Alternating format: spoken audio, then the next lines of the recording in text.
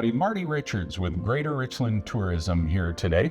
And today, I say this a lot, that it's a special treat, but today, this is a really special treat.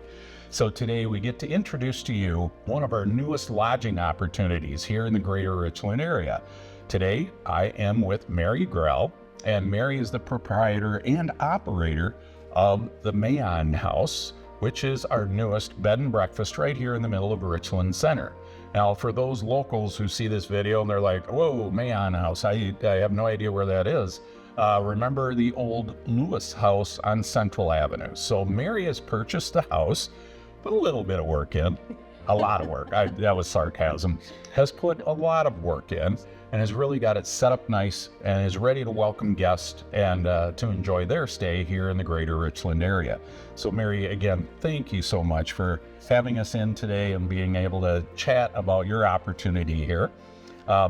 We always have a couple of questions just to kind of check out folks, and really we love to hear your story of, well, how in the world did you end up becoming an operator of a bed and breakfast that didn't exist just a few months ago? So can you give us a little background on how that effort came about? I can, and it's an amazing story, one that I can't even believe myself. I was born and raised in Minnesota, spent most of my life in my adult years in the Twin Cities on the western suburbs. Mm-hmm. And during COVID, I was widowed, and I found somebody online here in the Richland Center area who wanted to get married. And his name is Marty Grell, for any of those of you who know the Grell family. And he wasn't moving to Minnesota anytime soon, so I came here. And I sold my home in the Twin Cities, not really trusting the market during the fluctuations in the last few years. And so I thought real estate might be a good place to put it. And I saw this house, and I really came not intending to buy anything. But I stood in the foyer and I thought, this would make a great bed and breakfast. I'd come here and stay. Yep. So and I told you my story. I told you my story of seeing it the first time when it was on the market, and I was like, boy, this would be a great bed and breakfast. That literally is what I said. Sorry to interrupt. It's what it's for. So I bought this house and the cottage behind it, and I've spent the last year and a half renovating the inside and trying to make it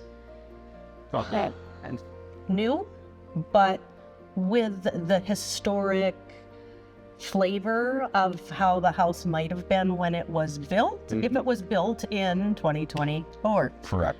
So, and if I'm right, you're the third owner of this house since it was constructed. Is that correct? Yes. It was constructed in 1895 and then sold to the Lewis family in the 60s.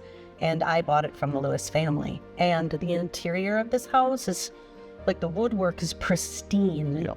Everything is just so lovely, and they've kept it so well. And I think it'll be standing here for another 140 years for people to enjoy. I believe that. As I've seen, it is. It's in great condition, and the updates you've made have been outstanding. Thank you. Very easy to say. It looks fantastic. So guests that would like to stay here, I know you have a website where you're doing your bookings. Can you tell us a little bit about where they'll find that, and then the experience when they come, what they can expect? Okay. I published my website just 4 days ago.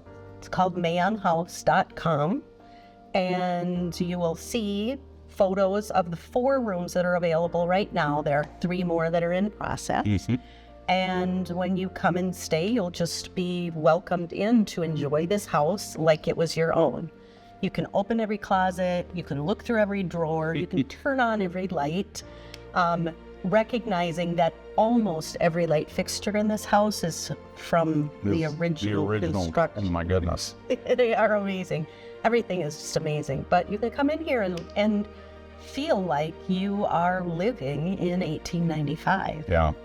And I was wrong when we were talking about where to do our shoot. I said, well, I believe there's a couple fireplaces. And you said, no, there's four fireplaces. There's 4 in the main house and 1 in the cottage. Yep. So that is a really unique thing that they're still there and still in great condition. And so that's just one of the highlights for me. So, well, thank you so much. We're happy. We'll continue to share more information as things go forward. But we welcome you to the area. It's great to have you.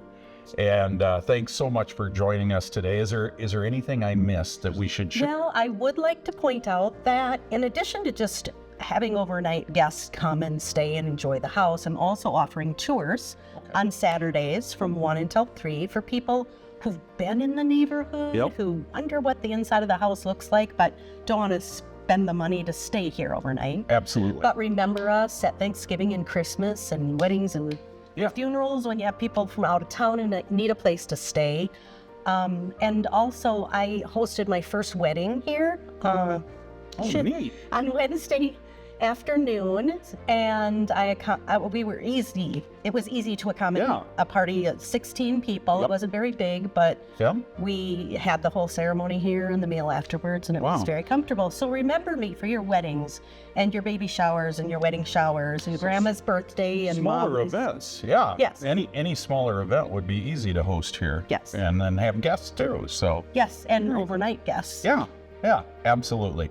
And we'll share more information about the tours as well through our social media channels too. Awesome. So thank you so much, Mary, for joining us today. Thank you, Marty. You bet. It's been a pleasure. You bet. So we really encourage you to check out mayonhouse.com, correct? Yes. And then we'll share that information in our links as well. So for Greater Richland Tourism and Mary, I'm Marty Richards. Let's everybody have a great day.